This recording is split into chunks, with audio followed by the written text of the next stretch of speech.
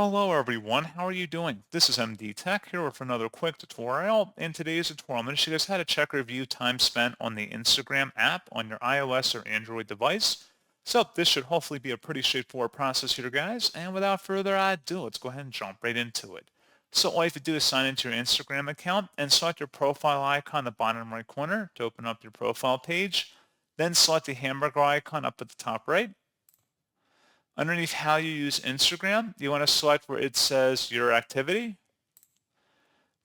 and then go and scroll down underneath where it says how you use Instagram. You want to select where it says time spent, and this will tell you how much time you've used on Instagram so far, and that's pretty much all you'd have to do.